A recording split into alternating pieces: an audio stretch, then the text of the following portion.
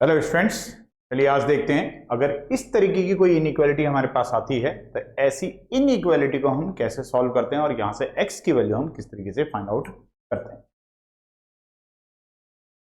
देखिए, अगर मॉडुलस में कभी कोई इनइक्वालिटी आपके पास है और इसको आपको सॉल्व करना है तो इसका सबसे बढ़िया तरीका है कि अगर आप मॉडुलस साइन कभी भी हटाते हैं, मॉडुलस के अंदर कोई अगर वेरिएबल है तो मॉडुलस हटाने पर हमें प्लस माइनस लगाना पड़ता है। इसमें दो वैल्यूज होती हैं, प्लस की या हो सकती है या फिर माइनस की भी हो सकती है।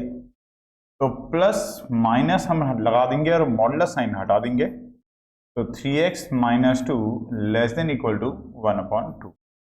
ध्यान रखना, कभी भी अगर मॉडुलस हटाते हैं तो आपको प्लस माइनस साइन लगाना पड़ता है। तो हमने मॉडुलस साइन हटाया, प्लस माइनस यूज किया। अब यहां से हम इसकी दो इनइक्वालिटी यहां पर बना सकते हैं, एक प्लस से और एक माइनस से। तो अगर हम प्लस से बनाएं तो 3x minus 2 less than equal to 1/2 हो जाएगा, और अगर हम इसको माइनस से बनाएं तो minus 3x minus 2 less than equal to 1/2 हो जाएगा। तो ये दो इनइक्वालिटी हमारे पास हो गई। अब इन दोनों इनइक्वालिटी को हम सॉल्व करेंगे और इन दोनों इनइक्वालिटी को सॉल्व करके यहां से जो इनका कॉमन सॉल्यूशन होगा वही हमारा इसका आंसर हो जाएगा। सॉल्व करने के लिए जैसे माइनस 2 है तो हम दोनों तरफ 2 ऐड कर लेते हैं। अगर दोनों तरफ 2 ऐड करेंगे तो इतना आएगा, तो यहां रह जाएगा केवल 3x और यहां पे हो जाएगा एलसीएम लेने पर 5/2। और अब दोनों तरफ अगर हम 3 से डिवाइड कर दें तो 3x/3, तो 5/2 है, इसको भी 3 से डिवाइड कर देंगे तो 1/3 आ जाएगा साथ में। और यहां से अगर हम इसे सॉल्व करते हैं तो हमारे पास आ जाएगा x less than equal to 5/6। एक वैल्यू हमें पता चल गई कि x की जो वैल्यू होनी चाहिए वो 5/6 या उससे छोटी होनी चाहिए। अब इस इनइक्वालिटी को भी सॉल्व करेंगे और इसमें बाहर माइनस है तो दोनों साइड हम -1 से मल्टीप्लाई कर देंगे। तो -1 से अगर हम बोथ साइड मल्टीप्लाई कर रहे हैं, दोनों साइड अगर हम -1 से मल्टीप्लाई कर रहे हैं तो उस केस में ये जो इनइक्वालिटी का साइन होगा ये हमें चेंज करना पड़ेगा। अगर हम दोनों साइड माइनस से मल्टीप्लाई करते हैं तो ये इनइक्वालिटी का साइन चेंज हो जाता है -1 से मल्टीप्लाई करने पर। माइनस से कभी भी आप बोथ साइड मल्टीप्लाई करेंगे या डिवाइड करेंगे तो इनइक्वालिटी का साइन आपको चेंज करना पड़ेगा, क्योंकि इनइक्वालिटी चेंज हो जाती है। अब ये माइनस और ये माइनस मिलके प्लस हो जाएगा, तो बचेगा 3x minus 2 greater than equal to, ये हो जाएगा -1/2। अब ये -2 अगर हटाना है तो हमें दोनों तरफ 2 को ऐड करना पड़ेगा, और अगर हम दोनों तरफ 2 को ऐड करते हैं तो इतना आ जाएगा।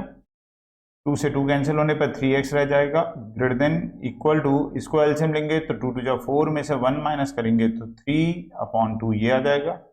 अब ये 3 हटाना है तो दोनों साइड हम 3 से डिवाइड कर देंगे x ऑब्टेन करने के लिए, तो 3/2 है, इसको भी 3 से हमने डिवाइड कर दिया। तो यहां से हमारे पास बचेगा x greater than equal to, 3 से 3 कैंसिल हो जाएगा तो रह जाएगा केवल 1/2। तो ये इनइक्वालिटी कह रही है कि x की वैल्यू जो है वो लेस देन इक्वल टू 5/6 है, और ये इनइक्वालिटी कह रही है कि x की वैल्यू 1/2 या उससे बड़ी है। अगर हम एक कॉमन नंबर लाइन के ऊपर इसे रिप्रेजेंट करें तो 1/2 का मतलब होता है 0.5 और 5/6 का मतलब होता है 0.6 तो ये बड़ा 5/6 बड़ा है, ये 0.8 के करीब आएगा, ये बड़ा है, ये 0.5 आएगा, ये छोटा है। तो 1/2 पहला आएगा नंबर लाइन पे और 5/6 बाद में आएगा। ये इनइक्वालिटी कह रही है कि x की वैल्यू 5/6 या उससे छोटी, तो छोटी वैल्यू इस तरफ आएंगी। इंक्लूड करना है इसलिए यहाँ पे हम डॉट लगाएंगे, इंक्लूड नहीं करना होता तो सर्कल लगाते। 1/2 या उससे बड़ी वैल्यू, तो 1/2 या उससे बड़ी वैल्यू इस तरफ आएगी।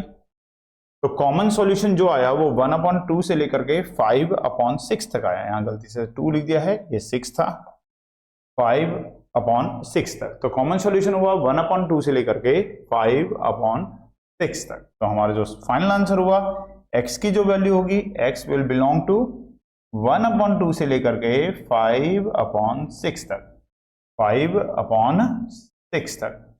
अब हमें 1/2 को इंक्लूड करना है, इक्वल टू का साइन है तो हम यहाँ ब्रैकेट लगाएंगे क्लोज। 5/6 को भी इंक्लूड करना है क्योंकि यहाँ इक्वल टू का साइन है, तो 5/6 पे भी हम लगाएंगे ब्रैकेट क्लोज, और यही हमारा हो जाएगा इसका आंसर।